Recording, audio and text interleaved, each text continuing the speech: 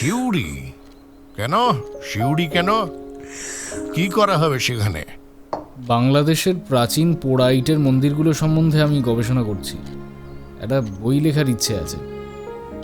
এমন সুন্দর সুন্দর সব মন্দির চারদিকে ছড়িয়ে আছে, অথচ সেই নিয়ে কেউ আজ অব্দি একটা প্রামাণ্য বই লেখেনি। ওহ, তুমি তো আবার আর্টিস্ট, তোমার বুঝি ওইদিকে শখ।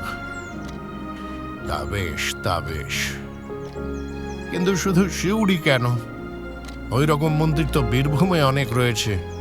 সুরুন, হেতমপুর, দুবরাজপুর, ফুলবেড়া, তারপর বীরসিংপুর, এইসব জায়গাতেই তো ভালো ভালো মন্দির আছে। তবে সেসব কি এতই ভালো যে তাই নিয়ে বই লেখা যায়? যায় বই কি, শুনেছি সিউড়ি আর তার আশেপাশে 20-25 মাইলের মধ্যে অনেক পোড়ো ইটের মন্দির আছে। আপনি বাবার বন্ধু, সিউড়িতে অনেকদিন ছিলেন, তো দিন সাতেকের জন্য যদি... পুরনো বাড়িতে থাকতে তোমার আপত্তি নেই তো? আমার পেশেন্ট থাকতো ওই বাড়িতে, এখন কলকাতায় চলে এসেছে।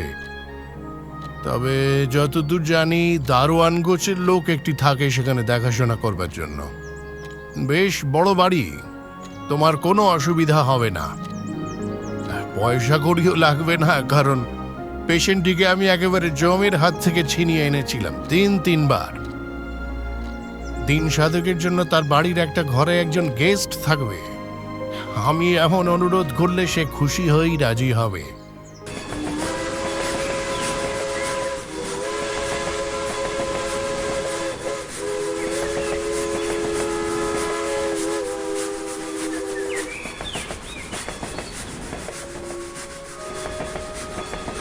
তিনকড়ি কাকার কাছ থেকে একটা বাড়ির ব্যবস্থা করে কয়েকদিনের মধ্যে রেলে করে সোজা চলে এলাম সিউড়ি।